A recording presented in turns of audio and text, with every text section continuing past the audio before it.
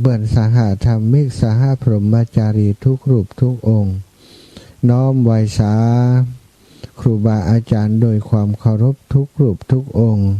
เจริญสุขเจริญธรรมศรัทธาสาธุชนคนดีแฟนรายการคลื่นสีขาวครอบครัวคลื่นสีขาวทุกคนทุกท่านพบปะกันทุกวันอังคาร20 นาฬิกาถึง22 นาฬิกาโดยอาตมาภาพพระมหาสมชาติชาตะปัญโยรับผิดชอบรายการในช่วงวันอังคารทุกอังคารซึ่งเวลา2 ชั่วโมงอาตมาก็หันว่าครูบาอาจารย์ที่เป็นนักดีๆมีอยู่เยอะแยะไปหมดอยากจะนำมาให้ศรัทธาญาติโยมได้ฟังสิ่งใหม่ๆที่เข้ามาในรายการของเราก็ได้ประสานงานกับครูบาอาจารย์หลายรูปหลายองค์อย่างที่ได้แจ้งศรัทธาไปว่า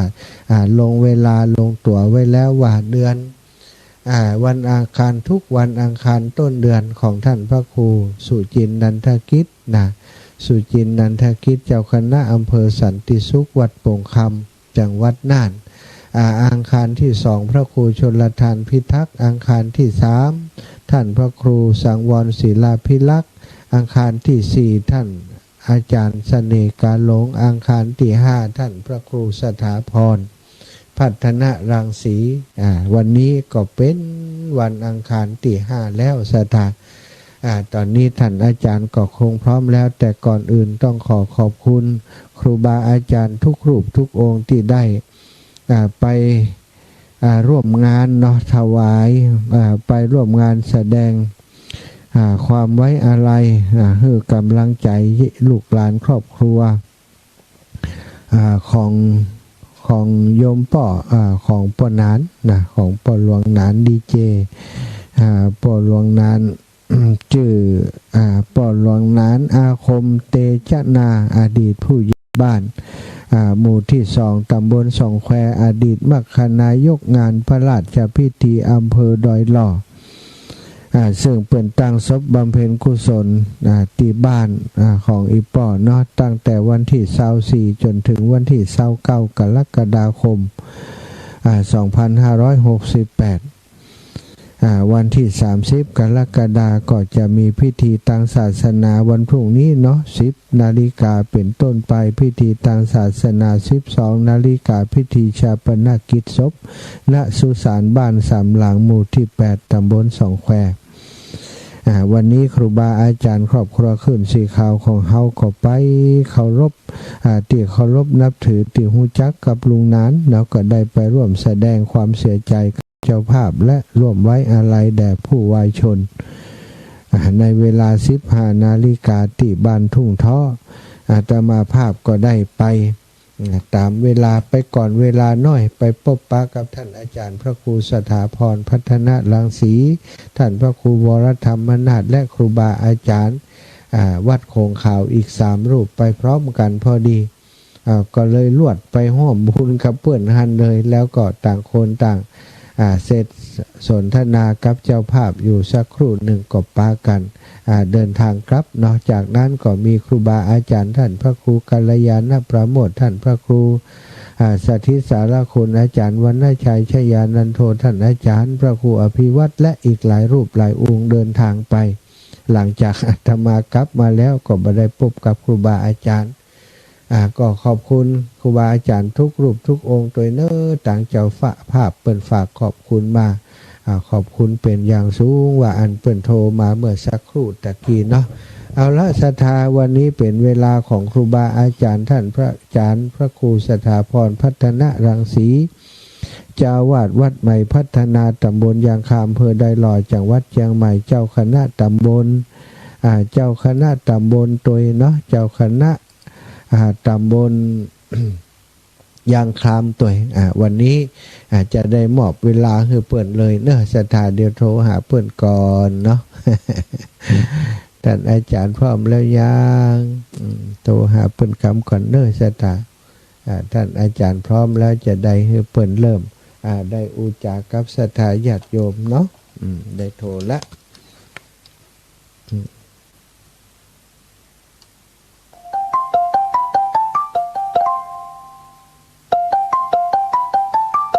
ร้อมแล้วยังท่านอาจารย์พร้อมแล้วยังท่านอาจารย์สถาพรพร้อมแล้วยังเข้าก่อนเสียงเข้ากันเข้าโอ้เห็นคน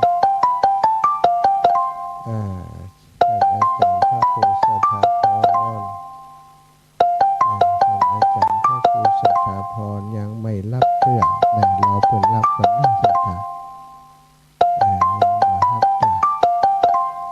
ไปตังใดหาละอูกันไปเจ้าแล้วนะวันล่างหนีไม่เหตุการณ์นี้ท่านอาจารย์รับสายด่วนรับสายด่วนท่านอาจารย์พระครูสถาพรขจายรับสายเร็วๆท่านอาจารย์เป็นนักเทศโดยเฉพาะเรื่องของธรรมพื้นเมืองนี่ถือว่าหาตัวจับยากเหมือนกันเนอะสถาเป็นนักเทศที่อุถึงว่าจัดรายการมาเมินนานแล้วนะรุ่นแรกๆของคลื่นสีขาวของเฮาแล้วแต่ระยะหลังเวลาบ่ลงตัวตุ้เปิ่นตุ้ตัวท่านอาจารย์ก็บ่ค่อยสะดวกก็เลยได้ห่างหายไประยะหนึ่งตอนนี้ก็ได้ติดต่อประสานว่าขอท่านอาจารย์ได้มาจัดรายการด้วยการจิมเตอร์นะตอนนี้ก็ฮับปากกันเรียบร้อยแล้วเนาะว่าจะมาจัดรายการในวันอังคารที่5อังคารเดือนใดที่บ่มีที่5ก็จะรวบลงมาเพื่อเปิดจัดวันที่4พร้อมกับท่านอาจารย์เสน่ห์การลงเนาะตอนนี้กำลังโทรไปหาท่านอาจารย์ยังดับปิ้งอยู่เนอะยังบ่ฮับสายเด้ออย่างใดหานัดหมายกันแล้วนะนี่นัดหมายเรียบร้อยแล้วนะเดี๋ยวเนาะเดี๋ยวก็ลองดูว่าท่านอาจารย์จะเป็นอย่างไรท่านอาจารย์ท่านพระครูสถาพรอย่างใดตะกี้กัดติดต่อกันไลน์นี้แล้วนะท่านอาจารย์ไม่มีผู้รับสายนะเอาย้ำโทรย้ำก็แล้วกันว่าอย่างใดกันท่านอาจารย์พระครูสถาพรรับสายหน่อยรับสายหน่อยเป็นพระนักเทศนะมาในพื้นที่ของลำพูนเชียงใหม่นี่ก็ถือว่าเป็นอีกรูปหนึ่งที่มีชื่อเสียงในการเทศธรรมพื้นเมืองอาตมาชอบทำที่เป็นเทศเขามีคราวหนึ่งศรัทธานิมนต์เปิ่นไปเทศเรื่องตำนานหอยให้ศรัทธาญาติโยมปโตศรัทธาให้นักเหลียหอยก่อนฟังแล้วก็ให้โดยเปิ่นบางคนว่าอีแม่ฟังทำเรื่องนี้แล้วบัดเดียวอีแม่เลิกกินหอยเลยนะอาจารย์บักกล้ากินหอยแหมแล้วนะเป็นอย่างใดนี่โทรก็บ่ฮับนี่ฮะบัดล่างลืมกะไปลืมได้อย่างใดเนาะอูกันตะกี้แต่เจ้านิ่มได้เนี่ยเปิ่นก็เตรียมตัวแล้วนะหรือว่ามีปัญหาคัดข้องตั้งใดขออนุญาตประสานให้อีกสักกรรมเนอะศรัทธาขอรบกวนเวลาศรัทธาเนาะรบกวนเวลาศรัทธาประสานงานให้คนท่านอาจารย์สถาพรแห่มกรรมก่อนเนอะว่าอย่างใดนี่ว่าอย่างใดจ้าบ่รับสายนี่ติดอย่างอยู่กะอย่างใดเพื่อเป็นนักเทศนะประเดี๋ยวก็เป็นนักพัฒนาเป็นครูบาอาจารย์พระสงฆ์องค์สังฆเจ้าที่มีฝีไม้ลายมือตั้งงานช่างโดยเนื้อสถางานช่างไม้นี่รู้สึกว่าจะทำได้ทุกอย่างโดยเฉพาะเกี่ยวกับครุพันธ์สังฆพันธ์ต่างๆเนาะสัตตพันธ์ก็ได้ธรรมาสก็ได้อาสนะสงฆ์หรือโต๊ะหมู่ปูจานี่ทำได้หมดเลยนะท่านอาจารย์พระครูสถาพรของเฮานี่ถือว่าเป็นพระสงฆ์ที่บัดธรรมดาเลยศรัทธาความรู้ความสามารถรอบตัวรอบด้านปัจจุบันก็ได้รับความไว้วางใจจากหลวงพ่อเจ้าคณะอำเภอดอยหล่อได้เป็นเจ้าคณะตำบลเนาะเจ้าคณะตำบลเป็นเจ้าคณะตำบลยางครามยางครามซึ่งก็มีหลายหอวัดด้วยกันศรัทธาท่านอาจารย์เป็นพระสงฆ์ที่ ได้รับการได้รับความไว้วางใจได้รับฉันทามติจากพระสงฆ์หัววัดในพื้นที่ขึ้นมาเป็นเจ้าคณะตำบลเมื่อบ่เมื่อนานมานี้เนาะก็ได้ไปมุทิตาเนื่องในโอกาสที่ท่านอาจารย์ได้รับสัญญาบัตรพัดยศเพิ่มพระครูชั้นเป็นพระครูชั้นเอกเนาะถ้าจะมาแล้วพร้อมแล้วเนอะศรัทธาญาติโยมตะกี้ถ้าจะติดอย่างสักอย่างถวายความเคารพท่านอาจารย์รับแล้วฮัลโหลครับผมพร้อมแล้วแนะนำตัวคนเดียวแนะนำตัวคนเดียวเลยเนอะออกแล้วเนอะ ออกอากาศออนแอร์แล้วกราบนิมนต์อาจารย์เลยครับท่านอาจารย์อู้ได้เลยครับได้ยินผมได้ยินเสียงอาจารย์ตะเกียตอนนี้เงียบไปอาจารย์ได้ยินเสียงผมก็ครับได้ยินอยู่ครับโอเคครับกราบนิมนต์ท่านอาจารย์ได้เลยครับครับผมกับถวายความเคารพกับครูบาอาจารย์คณะศรัทธาญาติโยมท่านผู้ฟังทุกท่านในโอกาส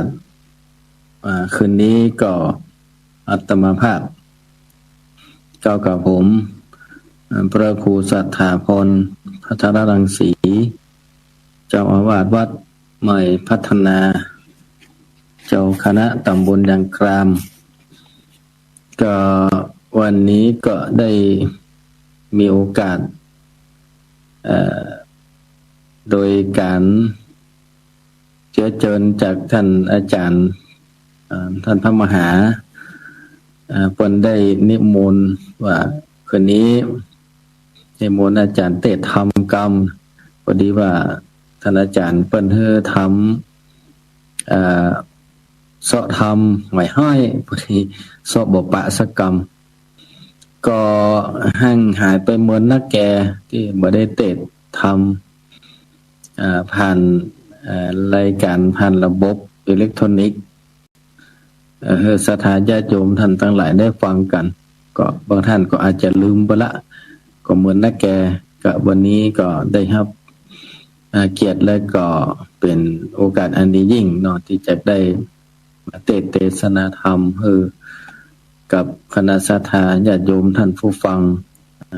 ได้สดับรับฟังแห่งโอกาสหนึ่งแห่งครั้งหนึ่งก็ตลอดถึงต้องขอกับถวายความเคารพกับครูบาอาจารย์ทุกท่านที่ได้รับฟังอยู่ขนาดนี้วันนี้นะก็ธรรมเทศนาที่จักได้เทศนี่ก็ว่ายาวต่อใดนักจะว่าบ่ยาวก็ยาวอยู่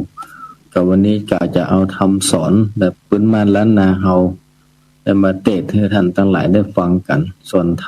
ำตำนานหอยห้อยนี่เดี๋ยวถ้าเสาะปะแล้วก็ก่อยประสานท่านอาจารย์มหามกรรมแล้วว่าจะได้เทศอย่างใดเพราะว่า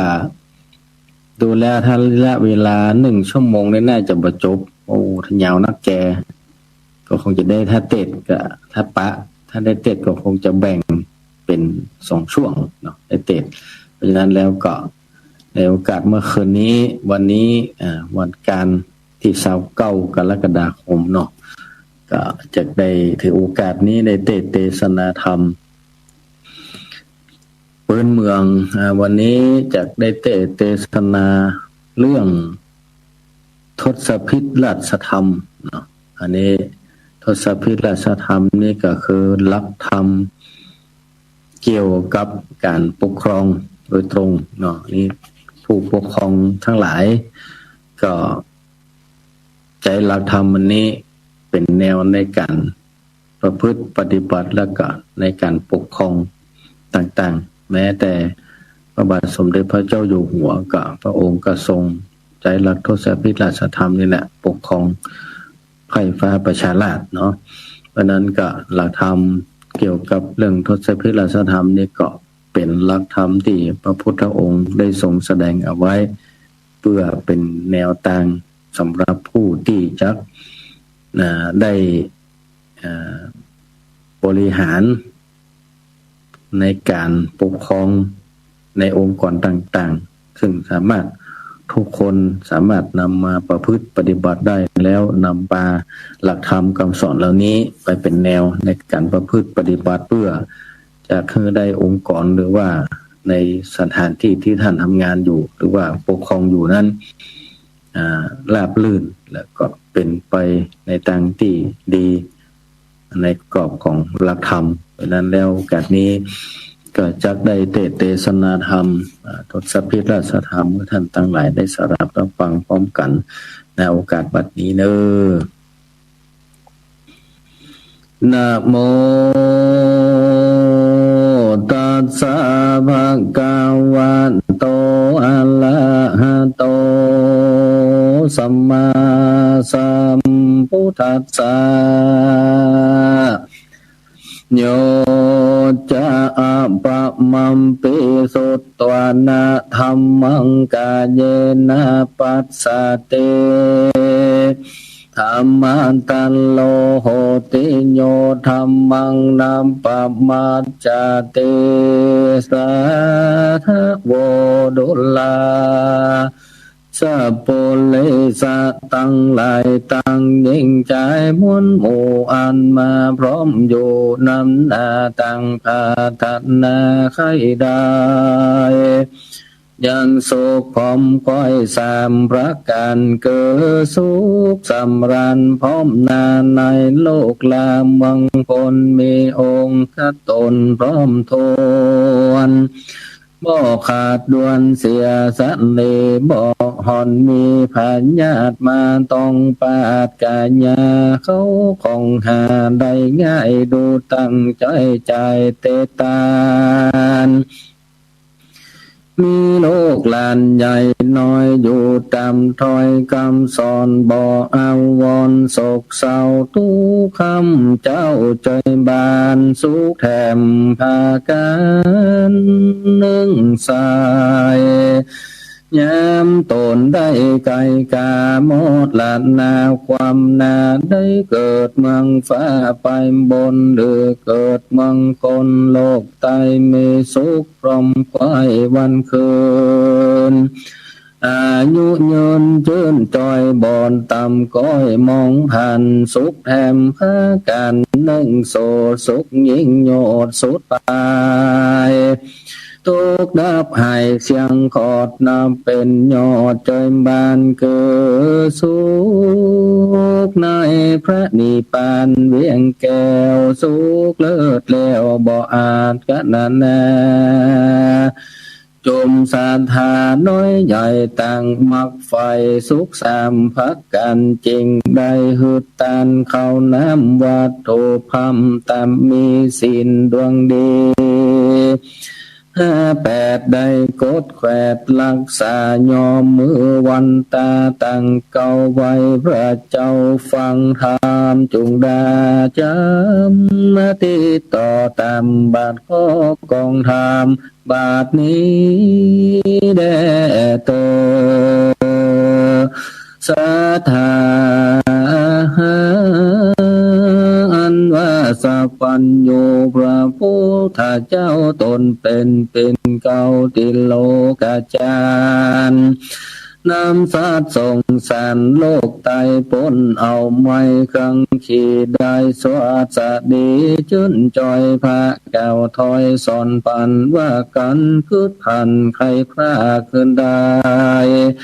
พ้นจากกรรมใบจุงคงควายเหล็กเว้นนี้จากเส้นตั้งดำปั๊มเป็นธรรมกุญใหญ่เสือ8ไทย10ประการคือว่าตานนังมันเฮตานเข้าน้ำวัดโตพัมพัดใจพื้นความใบเครื่องใจตามหันใดมีมาตามเจตนายกยืนโดยใจชื่นยินดีแก่เจียงจีปอมแม่ตั้งเท่าแก่ตันนายแก่ยิ่งใจน้อยใหญ่อันตุกไรอนาถาสองดวงตาพอคอย ใจชื่นจอยใจบานหันคนผ่านมาไกลอย่าด่าไล่จำดีมีบอกมีก้อยอูเขารู้ตามลายศรัทธาภายมากวังใดก่อสร้างศาลาตั้งมักกาน้อยใหญ่กว่าคำไตนาตีไม่ลูกดีล้มกวางปลูกกิมข้างกองตังแป่งตุบปังบอนน้ำโอเตสาพัมตันไปจอมเป็นพัดใจนำผ้าคือปุ้นจากอำใบและนาศีลังจงคงควายโกดแปดสินห้าแปดยังคันสัมมันตันยังขาดยามพัมมาตลาวังลาสินห้านั้นนาเป็นเก้านักผาเจ้าจะสอนว่าเป็นอาภรณ์ภาเสเธอบังเกิดสวัสสันดีคนโลกีลุ่มฟ้ามีสินห้าอยู่กับตนบ่กังวลร้อนไม่เตียนย่อมใดจอยบานสุขสำลานจุนจอยกันกัดก้อยไก่กามลานาลับหากตายลานจากเมืองโพนย่อมเอาตนไปเกิดในที่ประเสริฐเมืองคนหรือเกิดบนฟากฟ้าก็ย้อนสินหานำไปและนาปาลิจากโกบ่มีใจท่านี่มีใจกุยจอยบานสละตันจุกออกยังของนอกกาญญาตัวตันหาไข่ใดโลภะใหญ่เหลือการเป็นตัวมันหาเท้าบ่มอยู่ดาวไปในป่าคือใจมืดบอดลืมคืดล้อตั้งทำป่ามวลดำมืดเศร้าป่าเหอเข้าอำบายจงคงควายโซยล้างเหอกิเลสห่างบางเบาจากเหล่าปันรอดอมตะยอดนี้ละปันแดนาอาจจะวางบ่มีใจหันกดเลวบิดเบี่ยงเบี้ยวเสียธรรมจากกัดตำแต่งใจกันน้อยใหญ่ใดๆคือเป็นไปโดยสื่อญาณใดคือเสียธรรมจากไข่กำเก่าถอยอยากกัดก้อยเสียสินจักอาจินกึดไฟหือตัวไตตามกองยาทะลิปองเหล็กเว้นนี้จากเส้นกองดีจากเป็นสาลีช่วยกำเฮอหลวงล้ำตั้งผ่านและนามาตะวังมีใจบ้านอ่อนก้อมรูนบน้อมวันตายังโคบาพ่อแม่คนเท่าแก่ลุงแอวบ่อสะหาวเฮือกหยาบอยู่สุภาพตามธรรมแม่นสักนำยุดใหญ่บ่อนาใกล้ถือตนเฮลีปนอามาตังภัยลาดคนในแป่งใจใสชื่นจอยไข่เก่าถอยกำวานบ่จางหันหยาบจะบ่ปากกาจะแข่งรู้ยำแยงคนเท่าตั้งเจ้าจังจีย่อมเป็นตังดีผ่องแผ้วได้กาดแก้วโอนตัดไหลและนาตะโอมีเปลี่ยนไหลจะใจการน้อยใหญ่ตังดีบ่ละนีลิห่างเฮือเคินข้างกลางหนกันโกศลก่อไว้กันเลี้ยงใส่อินทรีเลียนคนดีสีประสาทบ่ละขาดวังลามันโอดสาจูด้านบ่อขี้ขันหลังยาวย่อมเป็นเฮาหัวตายปามปนดอนไม่เครื่องกาและนาโกโทบ่โกดหาไล่โหดเกิมบอกโกดคนใดแน่บ้านใส่ยิ้มย่อยอยู่จากกวายสันเดอหิงสาบลาวีคำคา ยังไพ่ฟ้าปัญจาตังสัตนานาน้อยใหญ่หลีกเว้นไว้เสียไก่ขันติมีใจเตียงมันอดเยื่อนกันเวตนายามเมื่อโลกาพญาตมาต้องปาดถึงตนบ่เลล้นนักว่าบ่จมดาข้างปุงใจวางเยื่อนกันอดอยู่หันยาวยายำเครื่องกาทุกยากยำลำบากทุกหันอดกระทำกันน้อยใหญ่เฮอเสียงควายตามมีบ่รู้นี่ขี้ข้านบ่รู้ยันกลัวการมีใจบานบ่มพรบ่ว่าร้อนเด็ดแนวแป่งใจยาวตั้งบานบ่ด่วนสั้นวางลายามคนจ่าว่าไล่บ่ด่าใส่แต่นกรรมขันติธรรมนี่เล่าเป็นธรรมเก่าเดิมมานักปัจจาเก่าถอยว่าเป็นธรรมงามสอยลอยสังวานเป็นนารังการภาเสริฐบังเกิดสัตสันเดและนาวิโลทะนังบลาวีเนี่ยไล่บ่ตอบใส่แตนเวนจากป้าเข็นเมื่อซอยบ่อจุนจ้อยเจยบานทำเสภาการนี้ใสมีแต่ท้ายเดิมนามเรียกตาสะละจะทำพ่องแผ่วป้าเฮแล้วมาโนนในกันคนใดน้อยใหญ่ปฏิบัติใต้ตามลาย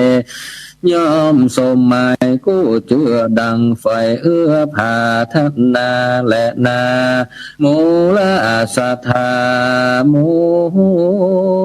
นหมู่อันพร้อมอยู่ฟังธรรม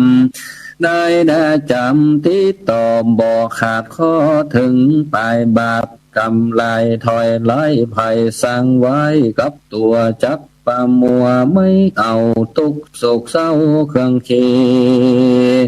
ส่วนกาตามดีมากหน่อยแม่นเต้านิ้วก้อยไปมือเป็นดังเลือกันแล้วปากัดแก้วไพมานได้เจยบ้านคำเจ้าบ่โศกเศร้ากันใดกันกางไกลละภาคตายและจากบางคนยอมเอาตนไปเกิดในห้องฟ้าเลิศเมืองสวรรค์การว่าภละบุญตันมีมากใดสั่งไว้หากอติตายมจักปาไปลอดเวียงแก้วยอดเนลปานดาบไพมันเสียงขาดบ่ไม่มากันได้ก็มีโดยภาการดังนี้และนาเดเดตังขีญาสังวันนาเวเสจาห้องเอตธรรมเทศนาทศพิราชธรรมก็บังกรมสมเด็จเสด็จธรรมเทศนาที่ท่านทั้งหลายได้ฟังจบไปก็มีชื่อว่าทศพิราชธรรม10ประการเนาะก็อย่างที่เกริ่นไว้เบื้องต้นตะกี้ทศพิราชธรรมนี้เป็นธรรมในเรื่องของการที่จะนำมาเป็นหลักเป็นแนวตั้งในการปกครองในกลุ่มในชุมชนต่างๆหรือครอบครัวก็ได้เนาะได้หมดซึ่งหากผู้นำนั้นโดยเฉพาะตัวเป็นผู้นำหรือว่าเป็นหัวหน้านี่ถ้ามีหลักธรรมเหล่านี้ก็เชื่อว่าก็สามารถจะปกครองแล้วก็ประคับประคองในองค์กรนั้นๆในสถานที่นั้นๆอันใดอย่างมีประสิทธิภาพเกิดขึ้นซึ่งมีด้วยกันทั้ง10ประการ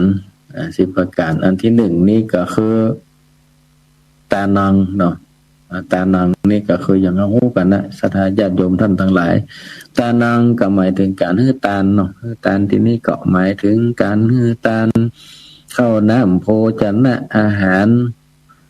ปัจจัยวัตถุทานสิ่งของอันเป็นประโยชน์สิ่งของอันจำเป็นใจสิ่งของอันจะมี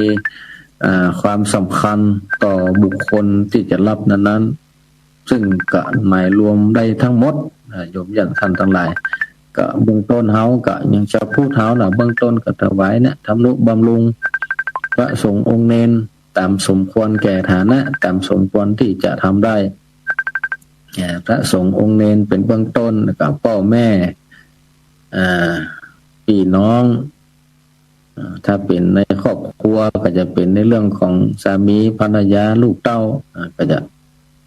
ก็ช่วยเหลืออนุเคราะห์สงเคราะห์เพิ่นฮ้องว่าฮื้อตานก็คือการฮื้อนั่นแหละเนาะฮื้อความสุขฮื้อความ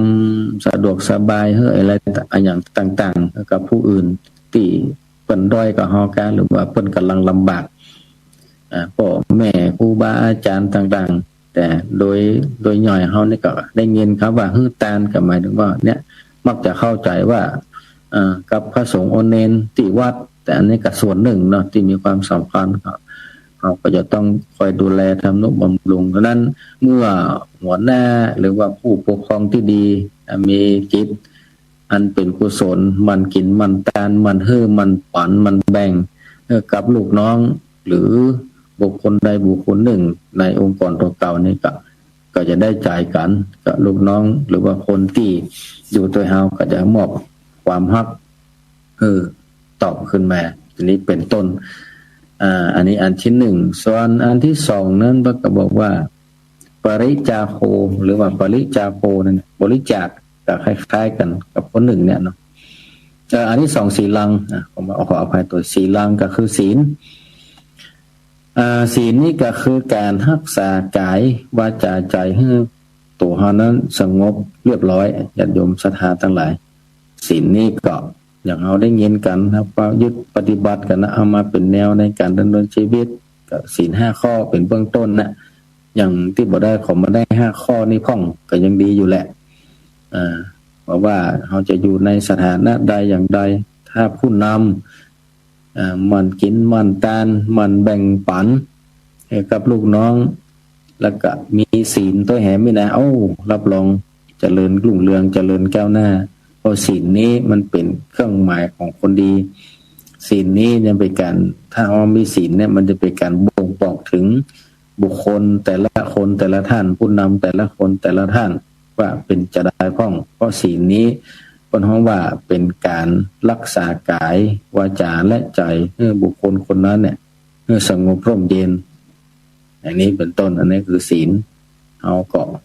รู้กันอยู่เนาะศีล5ข้อที่เป็นเบื้องพื้นฐานของชีวิตเฮาที่เฮาสมาทานเอาทั้งวันก็คือศีลนี่แหละนำมาเป็นแนวในการประพฤติปฏิบัติ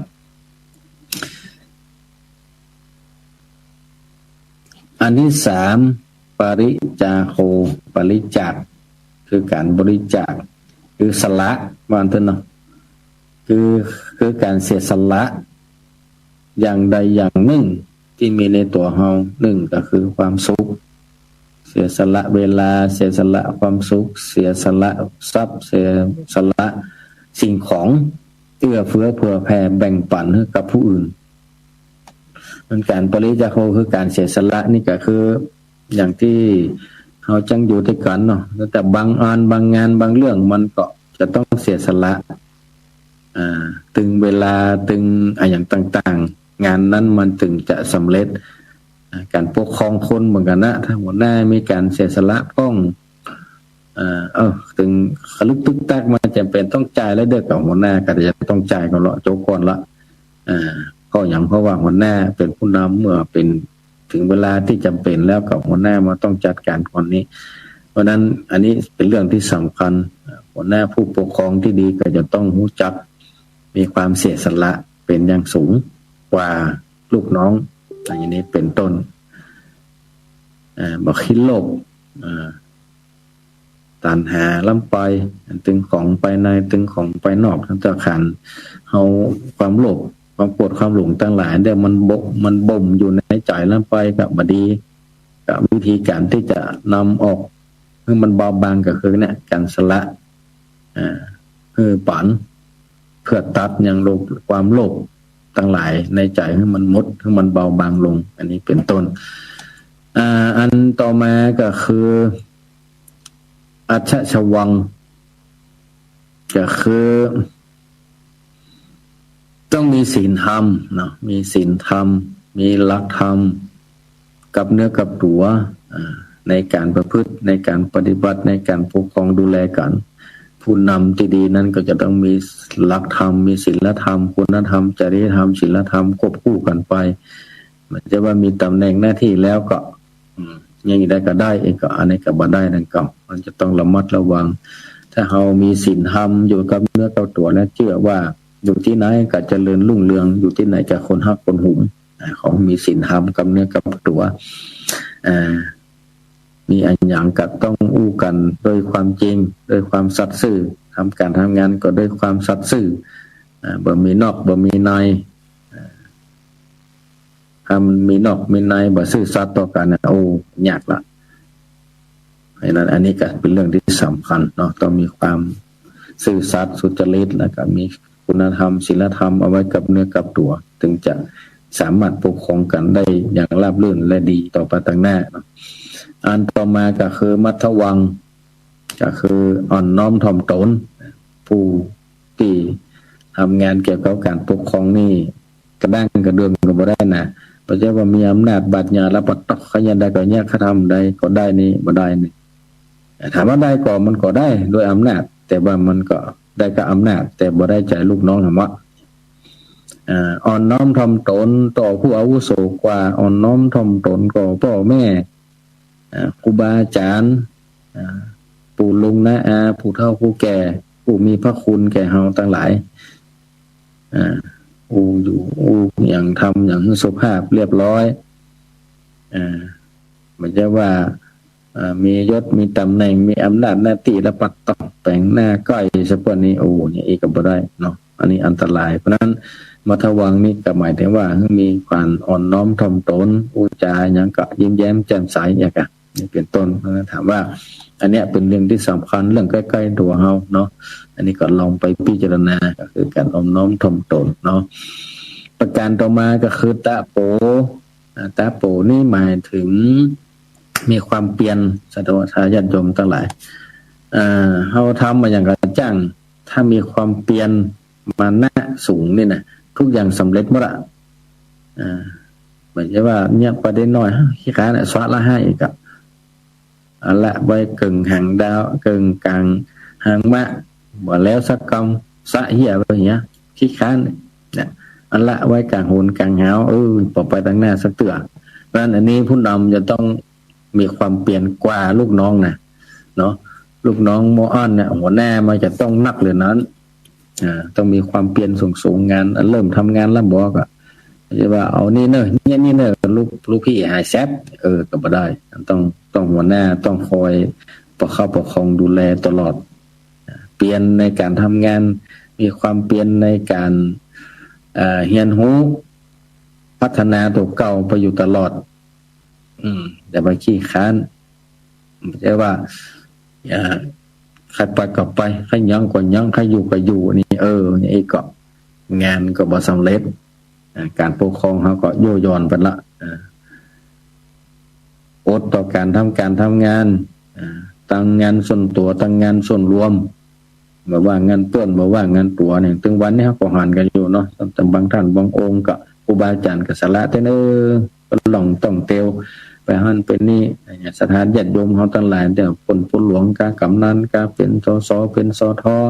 เป็นสจกะหรือนายกอย่างต่างๆกันกับบางคนบางท่านก็ทำเพื่อชุมชนสละเวลาแต่สละมีความเปลี่ยนมุมานะในการทำงานพัฒนาชุมชนพัฒนาองค์กรให้เจริญก้าวหน้าติ๊กๆอย่างเราก็จะหูหันกันทุกวันนี้เนาะอันต่อมาก็คืออัปโกโทเนาะนี่กับผู้นำก็จะปะขี้โคดขี้มิ่งโคดมิ่งก็บ่ได้ละแต่พอมีอย่างนี้อย่างน้อยบรรลุใจน่าก็โคดกับมิ่งเนี่ย ลูกน้องหนีละหมดอ่ะว่าแค่เข้าใกล้ละอันนี้เป็นต้นเนาะอหิงสาคือบ่เพิ่นห้องว่าบ่ทำลายบ่และทำร้ายต่อลูกน้องต่อบุคคลที่ด้อยกว่าเฮาบ่ขู่บ่เข็นบ่อย่างต่างๆนะก็คือหลีกเลี่ยงเนาะการทะเลาะวิวาทหลีกเลี่ยงที่จะทำลายซึ่งกันและกันทั้งตรงและทางอ้อม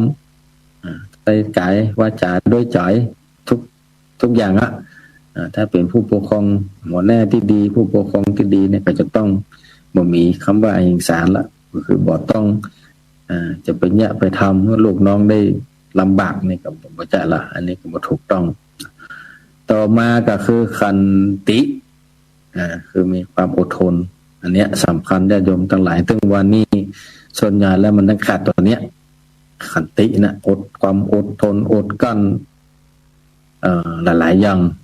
อดทนอดกั้นต่อกรรมอู้กรรมจาอดทนอดกั้นต่อปัญหาต่างๆที่เข้ามาลุมเล้าเชื่อแน่ว่าทุกองค์กรทุกสถานที่มันมีอันที่จะราบรื่นนะมันต้องมีปัญหาคนกับปัญหาอย่างอื่นปัญหา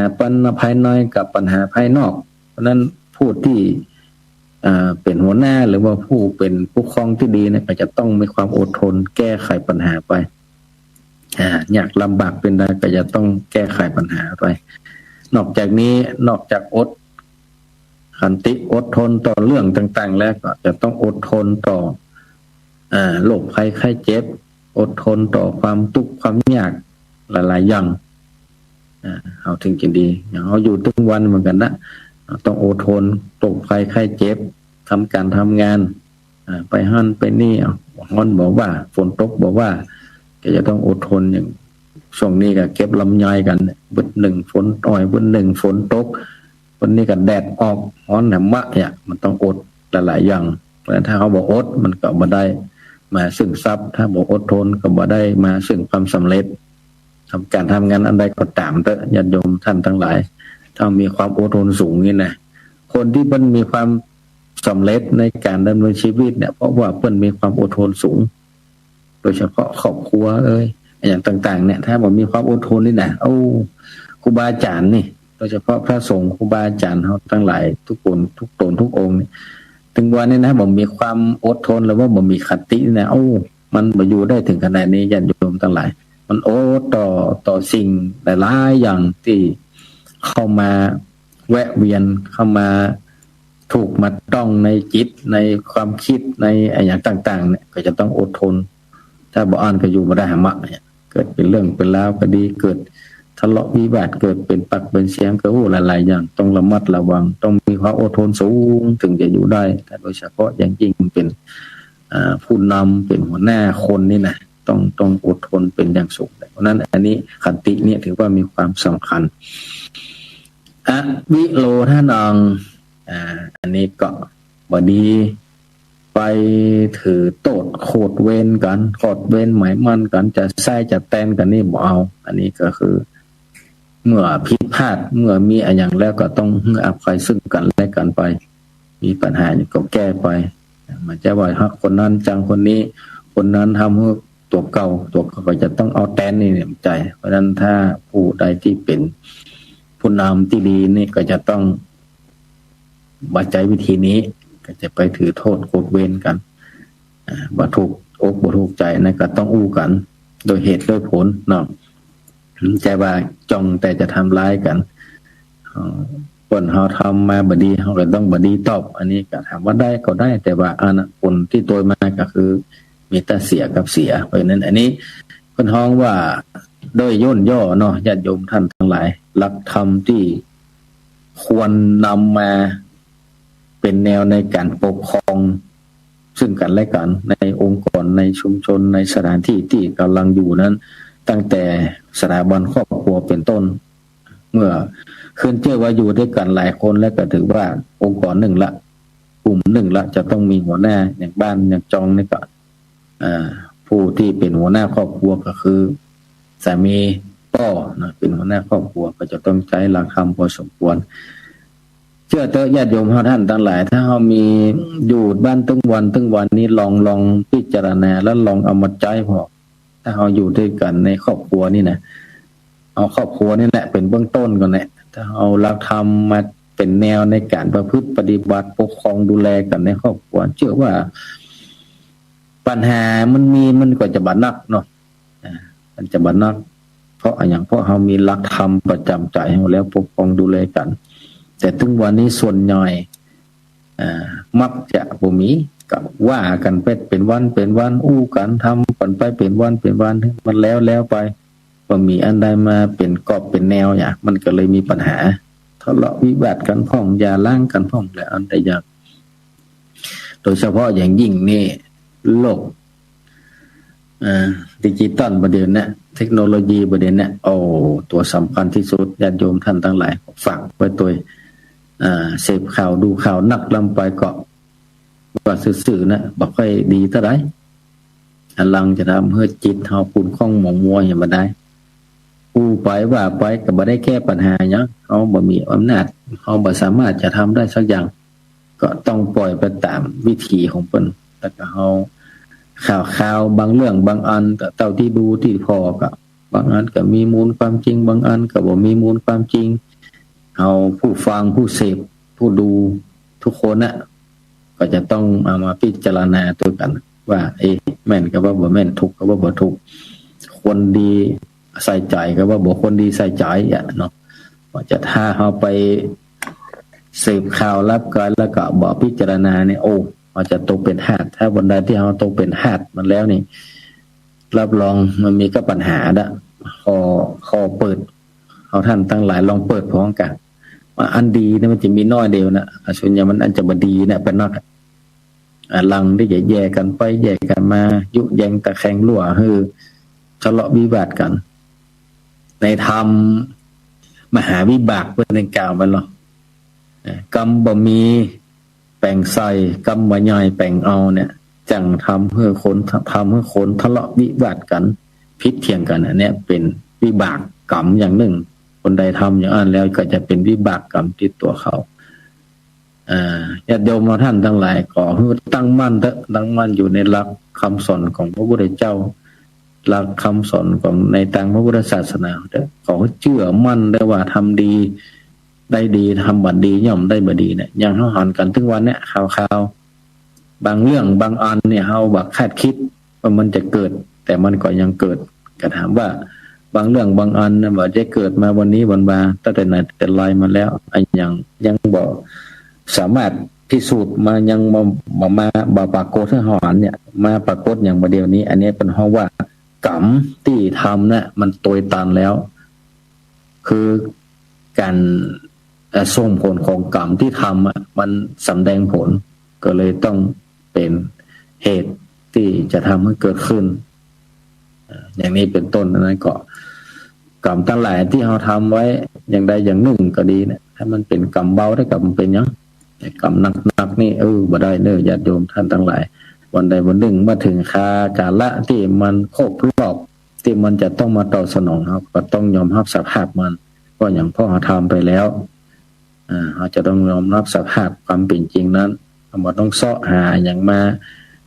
คือกรรมมันมดมาหายเนี่ยมันเป็นไปไม่ได้เมื่อทำลงไปแล้วถือว่าเป็นกรรมละนี่ก็กรรมเก่าที่มันเกิดขึ้นอันใดที่มันเกิดขึ้นด้วยกายด้วยวาจาด้วยใจกับมันแล้วไปอย่างเงี้ยแต่พยายามอันใหม่เนี่ยมันจะเป็นเพื่อมันมีถ้ามันอันเก่าก็มีอันใหม่ก็เพิ่มแหมนะอันนั้นสัมปญาติจะเพราะนั้นแล้วก็ฝากญาติโยมศรัทธาสาธุชนทุกท่านท่านผู้ฟังทุกท่านทุกเด้อก็ได้ยินได้ฟังสำหรับรับฟังก็บ่มั่นใจนะอาจารย์ท่านมาหาว่าเสียงมันจะชัดเจนก่อนนะเพราะว่าระบบก็บ่ค่อยมั่นใจได้ว่าเพราะวันนี้เป็นวันแรกโดยทดลองดูว่าถ้ามันดีก็จะใช้ระบบนี้ต่อไปถ้ามันบ่ดีก็ค่อยว่ากันนำกรรมก็ใจผ่านระบบท่านอาจารย์มาหาเป็นว่าโทรตั้งไลน์เอาเนาะเตะไปเลยว่าไปเลยแล้วกันแรกว่าดีกันแต่มันบ่ชัดเจนอย่างใดหนึ่งก็ต้องกราบสมาภัยและขออภัยกับบาอาจารย์สถานญาติโยมที่ได้ฟังตัวเนาะเดี๋ยวจะสอนอาจารย์ฟังตัวครับ ครับครับ เดี๋ยว เพราะว่าผมบอกมั่นใจนะครับอาจารย์ครับ เสียงชัดดีครับอาจารย์ชัดดีถ้าอาจารย์มี Facebook ผมก็เข้าไปดูใน Facebook ไลฟ์ผมก็ได้เดี๋ยวผมจะส่งที่อันวัดไฟหินเปิดอันบันทึกเป็นอัน YouTube เนาะส่งไปให้อาจารย์อาจารย์เตรียมทำไว้จิมนะเตรียมทำไว้พอดีดูว่าวันพรุ่งนี้ถ้าอาจารย์มีไผเข้าก็จะนิมนต์ท่านอาจารย์เข้าวันพรุ่ง อ๋อครับถ้าได้อาจารย์ก็เอิ้นมาก่อน ถ้าสมมุติว่าหอยให้ถ้ามันชั่วโมงปลายเนี่ยอาจารย์ยาวได้เลยเดี๋ยวถ้ายังได้วันพรุ่งผมเช็คเวลาให้ผมกันเนาะ ครับครับครับ ครับผมวันนี้เนื้อหาสาระดีมากครับขอบคุณท่านอาจารย์ที่เมตตามาสร้างสีสันให้กับสถาญาติโยมเปิ้นหูฟังธรรมพื้นเมืองกันนักครับคนเฒ่าคนแก่เนาะ ครับยินดีครับยินดีมัน เก่าๆมีอย่างครับบัตรติดที่ไหนนี่มันมีปัญหาครับแต่อันนั้นมันจะ ครับเดี๋ยวผมจะประสานแต่เนิ่นๆถ้าสัก ครับผมยินดีครับยินดีกับเอิ้นหมดเลย ครับผมถวายความเคารพท่านอาจารย์เป็นอย่างสูงนะครับ ครับผมกับไหว้สาครับถวายความเคารพบาอาจารย์เจริญพรญาติโยมศรัทธาทุกท่านเด้อ สาธุศรัทธาญาติโยมจบลงไปครูบาอาจารย์เนาะท่านอาจารย์เป็นผู้ที่คร่ำวอดในการพัฒนาวงการก็ส่งฮอร์โมนนานแบบเด้อ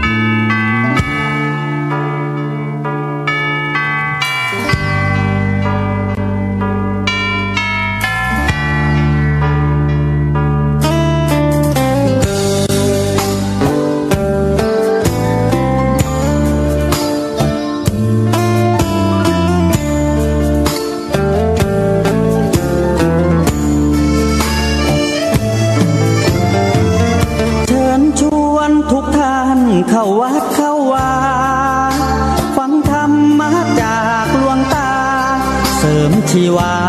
ให้สุขสดใสยึดมั่นหลักธรรมคำสอนไว้ให้ขึ้นใจความดีรีบทำกันไว้หญิงชายอย่าได้นายนี้เชิญชวนทุกท่านเข้าวัดเข้าวาทำบุญด้วยจิตศรัทธาบุญพาให้เราสุขีจะทำการใดนำใช้ในสิ่งดีดีทำบุญให้ทานวันนี้ไม่มีใครว่าใครชังสมัยก่อนประทับใจปู่ย่าตายายวันพระไม่เคยเบื่อหน่ายจำได้ไม่ลืมสักครั้งเหตุใดวันนี้มีคนเข้าวัดน้อยจังอยากให้เหมือนก่อนอีกครั้งฝากความหวังกับคนรุ่นใหม่เชิญชวนทุกท่านเข้าวัดเข้าวารับศีลรับพรหลวงตาเสริมคุณค่าให้กับจิตใจกระทำความดีเรื่องนี้ไม่ต้องอายใครว่างจากการงานเมื่อใดเชิญชวนท่านไปทำบุญ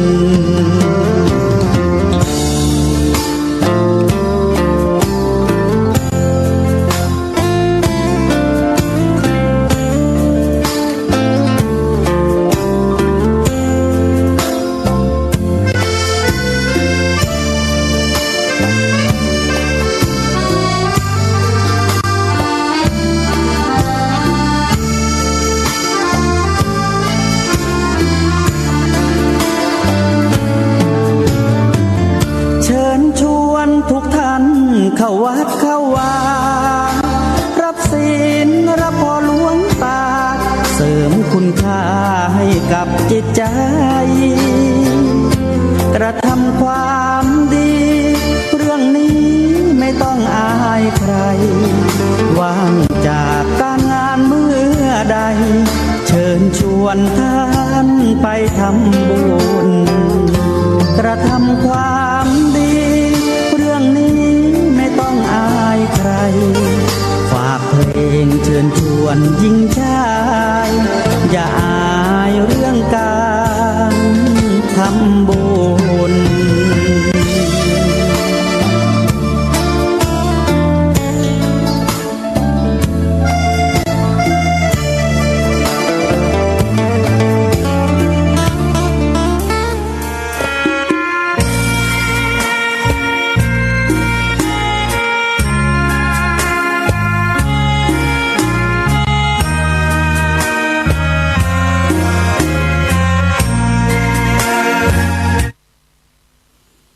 ขอนอบน้อมต่อพระรัตนตรัยแก้วเจ้าสามประการ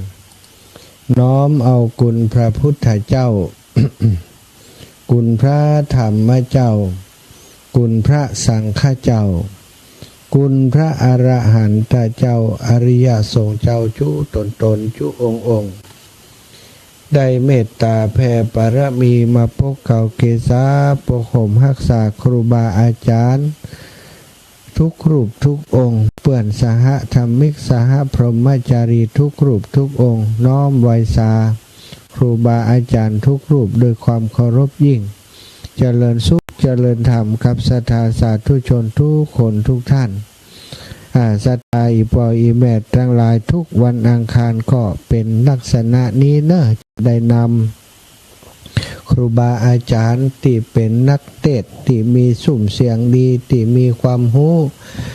ผู้ที่มีประสบการณ์ในการทำงานเผยแผ่มาสลับซับเปลี่ยนมาพบปะกับศรัทธาญาติโยมเป็นประจำทุกวันอังคาร20 นาฬิกาถึง21 นาฬิกาอาตมาก็จะ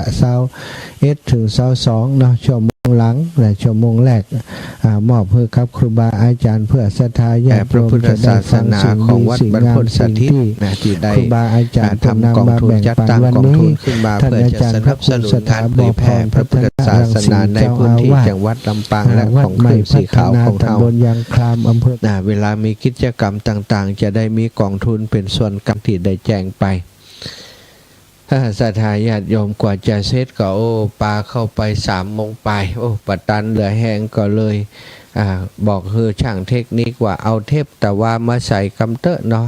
เพราะว่ามีเตจพื้นเมืองของท่านอาจารย์พระครูสถาพร